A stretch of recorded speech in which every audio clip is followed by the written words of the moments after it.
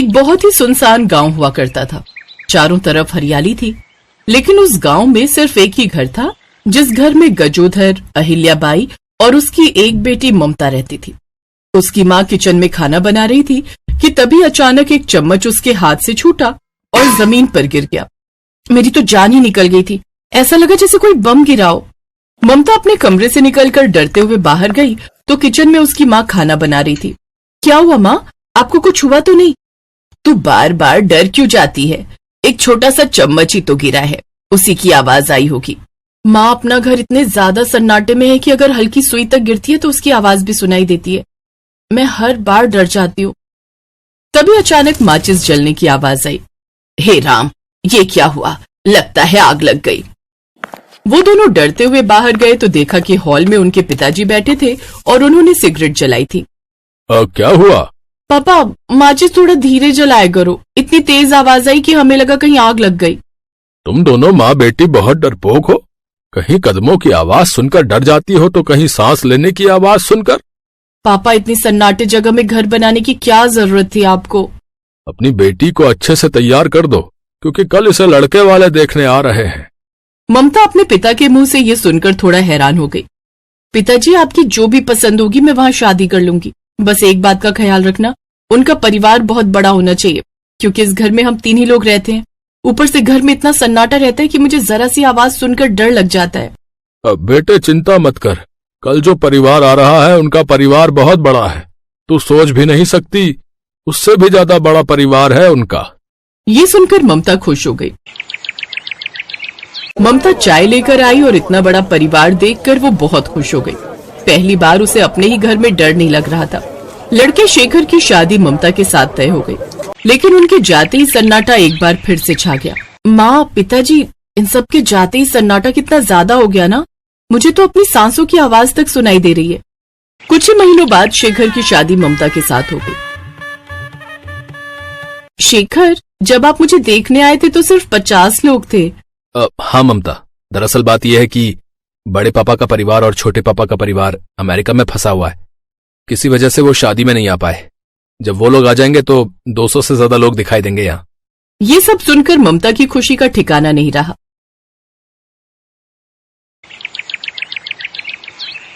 अरे बहू, तुझे छोले भटूरे बनाने आते हैं क्या? हाँ सासू माँ, मुझे बहुत अच्छे छोले भटूरे बनाने आते हैं। और आपने तो मेरे मन की बात ही छीन ली। मुझे भी छोले भटूरे बहुत पसंद है। फिर तो बहुत अच्छी बात है बेटा। हमारे घर में सभी लोगों को छोले भटूरे बहुत पसंद है, लेकिन बनाना किसी को भी नहीं आता। हर महीने मुझे बाहर से छोले भटूरे मंगाने पड़ते हैं। जल्दी से हम सबके लिए छोले भटूरे बना दे। अरे कोई बात नहीं सासू माँ, आप परेशान मत होइए, बस छोले भटूरे का इंतजार करिए। जीती रहो बहू, तुम्हें पाकर हमारा पूरा परिवार धन्य हो गया। देख रही हो दीदी, हमारी नई देवरानी साहिबा को लग रहा है कि सासू माँ इसे बहुत प्यार करती हैं, लेकिन शायद इसे नहीं पता कि ये हमारे चक्रव्यूह में फंस गई है। तूने बिल्कुल सही कहा माया। भटूरे बनाते बनाते कुछ ही दिनों में इसकी हालत खराब हो जाएगी, तब पता चलेगा इसे। पूरे परिवार के लिए ममता ने छोले भटूरे बनाए। सबके लिए 2-3 भटूरे भी अगर वो बनाती है तब भी लगभग 1000 तो हो ही जाएंगे। सासू माँ, छोले भटूरे तैयार हैं, आप सब लोग बैठ जाइए, हम लोग अभी लेकर आते हैं।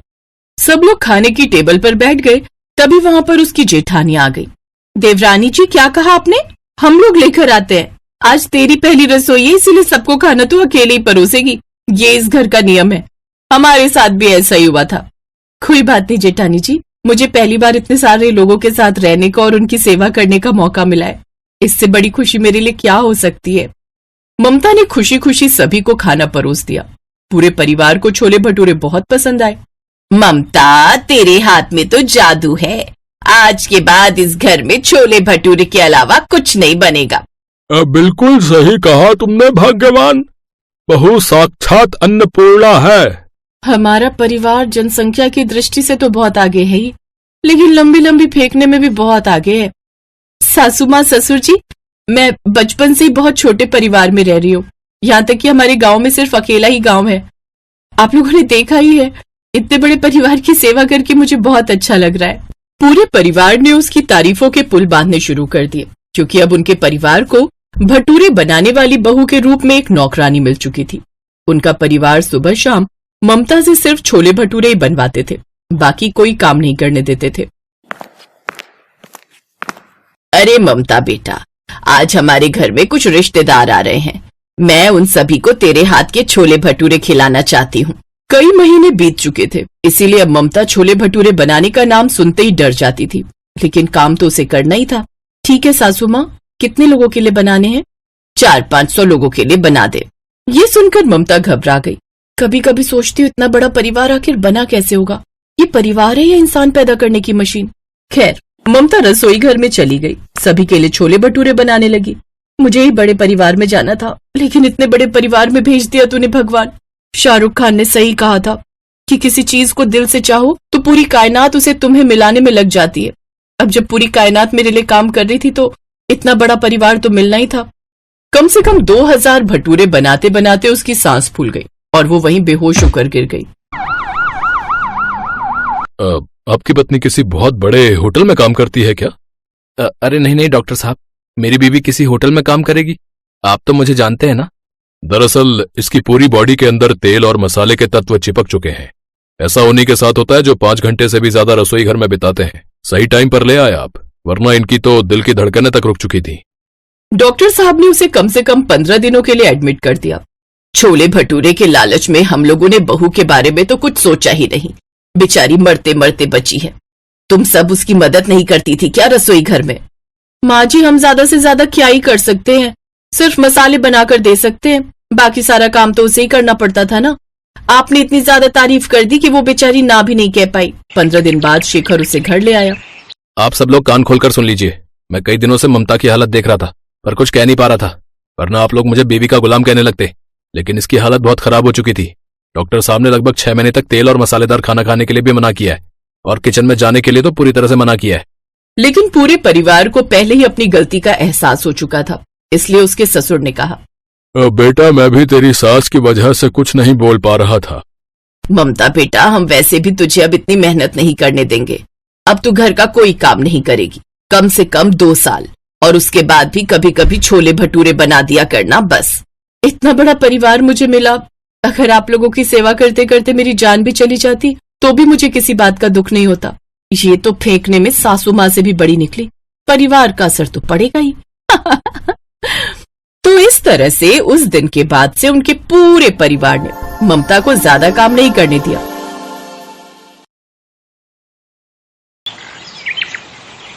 आइए आइए, मात्र 100 रुपए के बदले पेट भर के पुलाव खाइए। अनलिमिटेड पुलाव, जितना मर्जी उतना खाइए। आइए आइए। एक आदमी फुटपाथ पर पुलाव और पनीर का कॉम्बो बेच रहा था। 100 रुपए में अनलिमिटेड पुलाव बेच रहा था, लेकिन फिर भी प्रॉफिट कमा रहा था। एक इंसान कितना ही पुलाव खा सकता है? अनलिमिटेड के लालच में लोग खाने तो आ जाते हैं, लेकिन ज्यादा खा नहीं पाते। लेकिन तभी वहाँ शीतल, पूनम और पायल आई। दीदी, 100 रुपए में अनलिमिटेड पुलाव खाओगी क्या? हाँ हाँ, क्यों नहीं। ए ठेले वाले, 100 रुपए में अनलिमिटेड खाना मिलेगा ना? हाँ जी, जरूर मिलेगा। अभी भी सोच लो, बाद में रोने मत बैठ जाना। अरे मैडम, आप लोग खाना शुरू तो कीजिए, 3 प्लेट लगा देता हूँ। ठेले वाले ने 3 प्लेट पुलाव पनीर का कॉम्बो लगा दिया। 1 मिनट के अंदर तीनों ने खत्म कर दिया।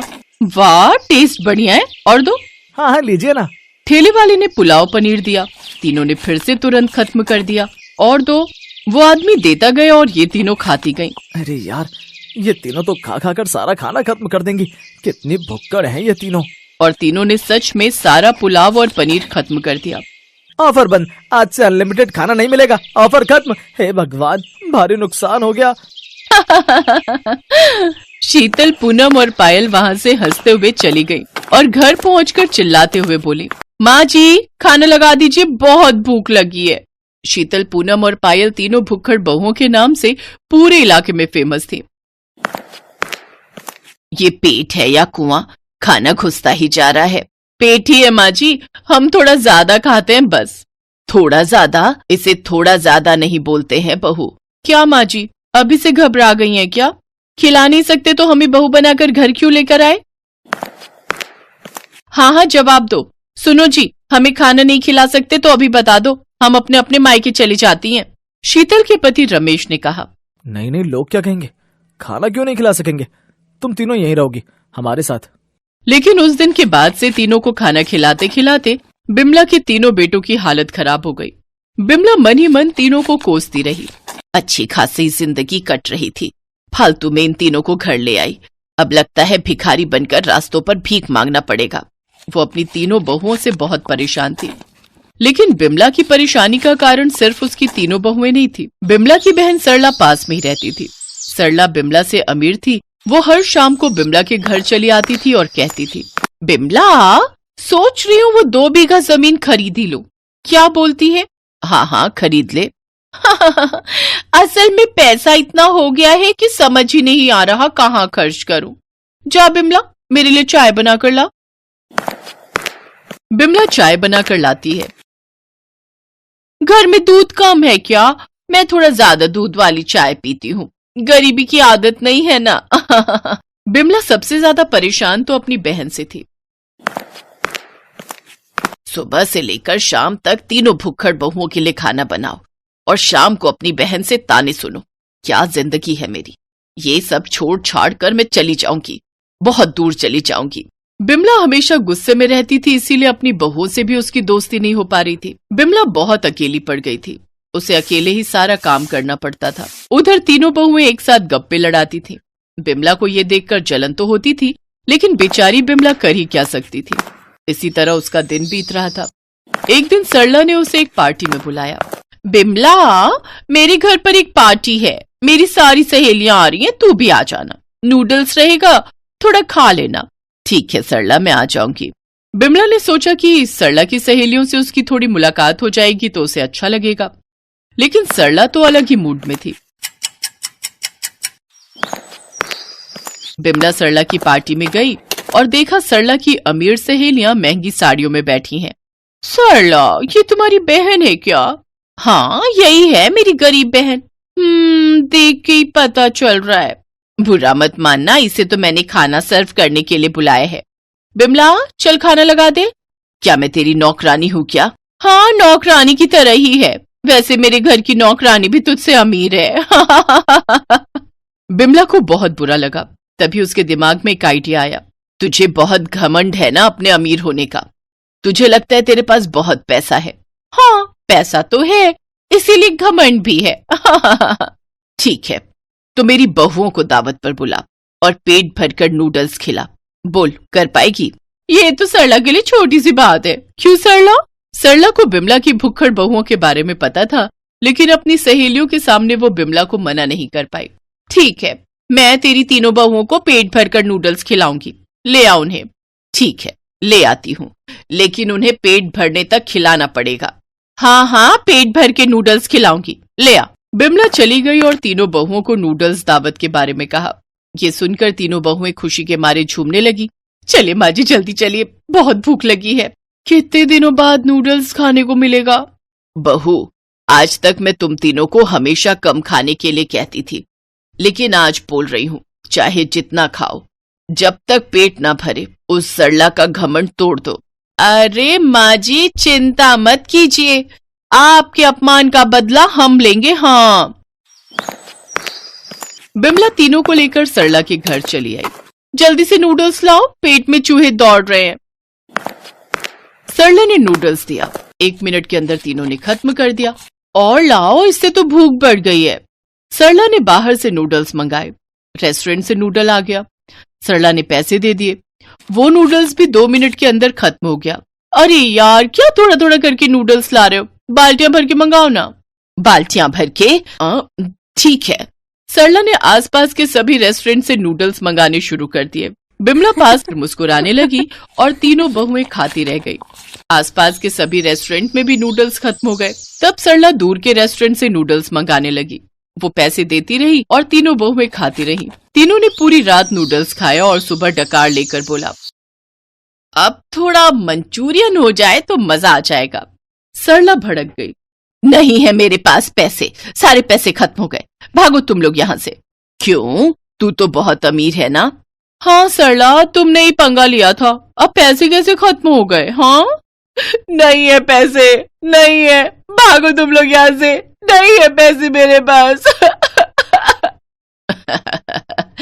घमंडी औरत, अब से मत आना मेरे घर पर, समझ गई?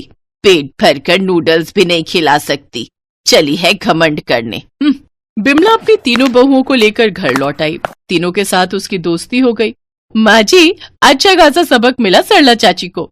हाँ सही कहा, अब कभी नहीं आएगी यहाँ, बहुत अच्छा हुआ। माँ जी, हम फालतू में ही आपके साथ झगड़ते थे, आपका दिल बहुत अच्छा है। अब से हम एक साथ काम करेंगे और खाना बनाएंगे। हाँ माँ जी, अभी तो घर से क्लाउड किचन भी खोल सकते हैं, हम घर से ही खाना बनाकर बेच सकते हैं। हाँ, उससे पैसे कमा सकते हैं। हमें पता है कि हम ज्यादा खाते हैं, अब से सभी मिलकर खाना बनाएंगे, पैसे कमाएंगे और खाने का टेंशन भी नहीं रहेगा।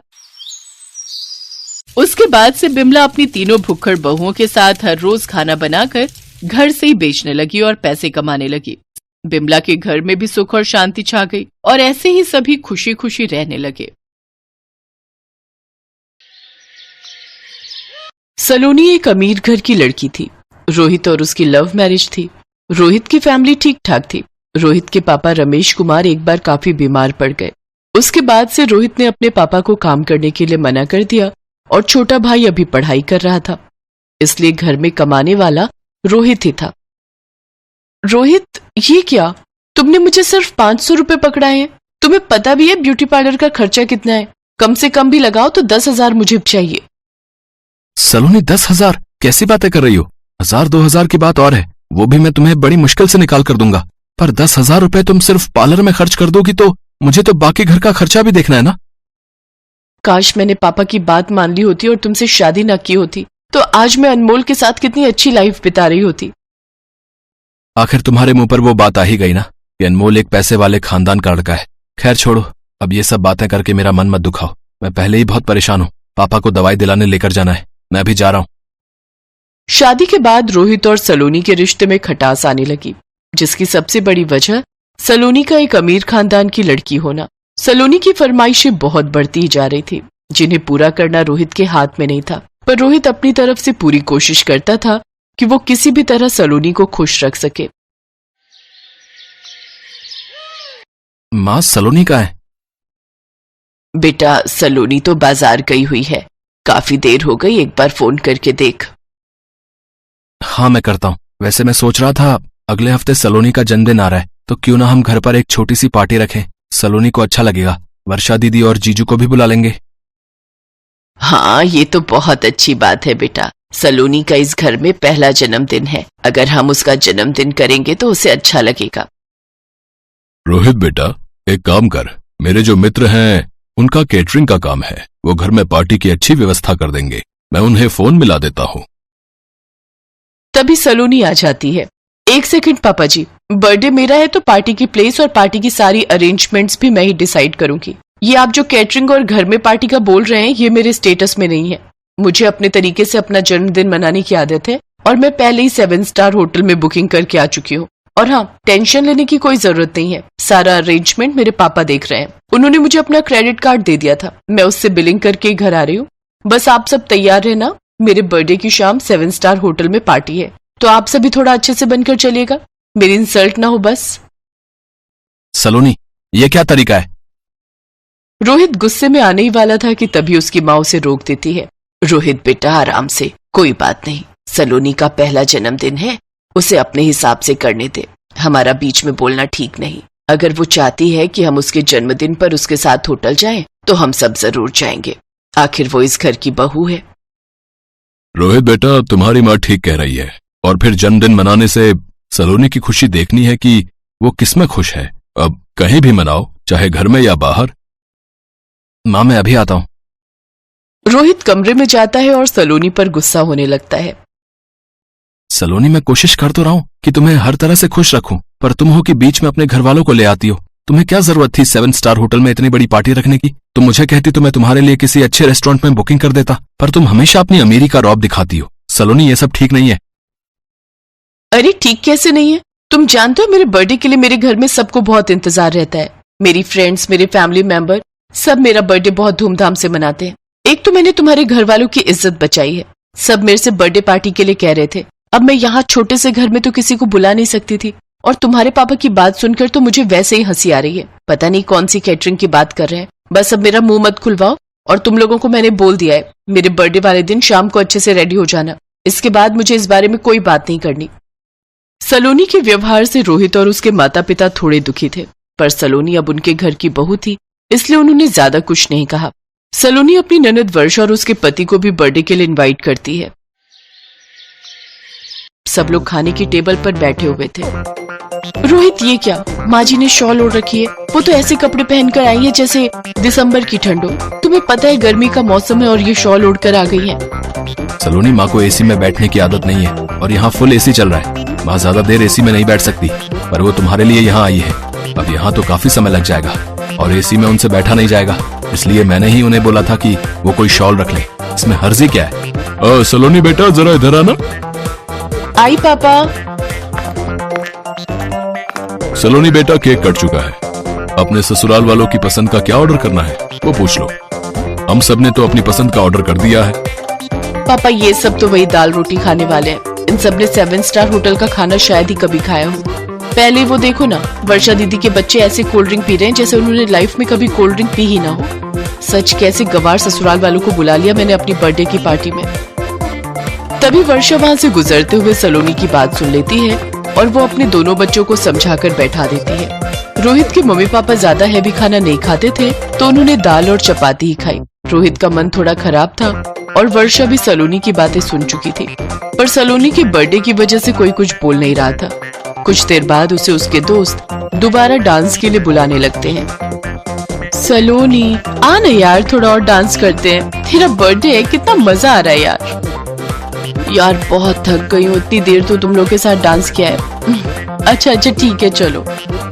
सलोनी जैसे ही दोबारा डांस के लिए उठने लगती है, अचानक चेयर के कोने से उसकी ड्रेस फंस जाती है और पीछे से पूरी फट जाती है। सलोनी एकदम से बैठ जाती है। अब यार, मेरे ना पैर में एकदम दर्द हो गया है। एक काम करो, तुम लोग करो डांस, मैं अभी आती हूँ। सलोनी बेटा, मैं जरा तुम्हारे पापा के साथ रिसेप्शन पर होकर आती हूँ। तुम्हें काम तो नहीं है ना? नो मॉम, मैं ठीक हूँ, आप हो आओ। काफी देर तक सलोनी चेयर से जब नहीं उठी तो रोहित परेशान हो गया। क्या बात है सलोनी, तुम इतनी परेशान क्यों हो रही हो? मुझसे तो कह सकती हो। रोहित, मेरी ड्रेस पीछे से फट गई है और वो इतनी ज्यादा फटी है कि मैं उठ भी नहीं सकती। अब सबसे मैं क्या कहूँ कि मैं क्यों नहीं खड़ी हो सकती? बहुत देर से सब मुझे बुला रहे हैं, मुझे कुछ समझ नहीं आ रहा मैं क्या करूँ। रोहित अपनी माँ और बहन से इस बारे में बात करता है। वो लोग सलोनी के पास जाती हैं। सलोनी बेटा, तुम चिंता मत करो, ये लो, तुम मेरी शॉल ओढ़ लो, तुम आराम से खड़ी हो सकती हो। रुको, मेरे पास ये केशवी का रबर बैंड है, मैं इस शॉल को थोड़ा स्टाइल में तुम्हें पहना देती हूँ। आजकल रील में आता है ना अलग अलग तरीके से शॉल को पहनना, मैं उसे स्कार्फ के स्टाइल में तुम्हें पहना देती हूँ। वर्षा सलोनी को स्कार्फ की तरह शॉल पहना देती है। सब लोग सलोनी को इस नए लुक में देखकर उसकी बहुत तारीफ करते हैं। किसी को ये पता नहीं था कि सलोनी ने आखिर इस स्कार्फ की तरह शॉल क्यों पहना है। अरे वाह सलोनी, ये शॉल का स्टाइल तो बहुत ब्यूटीफुल लग रहा है। वो मुझे थोड़ी ठंड लग रही थी, इसलिए माँ जी ने अपना शॉल मुझे दे दिया और वर्षा दीदी ने इसे स्टाइल में पहना दिया। बहुत केयरिंग है मेरे ससुराल वाले, मेरी बहुत केयर करते हैं। आई एम वेरी लकी कि मुझे इतनी अच्छी ससुराल मिली है। थैंक यू माँ जी, थैंक यू दीदी। सलोनी समझ चुकी थी कि वो घमंड में आकर अपने कितने अच्छे ससुराल वालों का मन दुखा रही थी। सलोनी अपने व्यवहार को बदलती है और उस दिन से वो अपने ससुराल वालों को बेहद प्यार और सम्मान देने लगती है।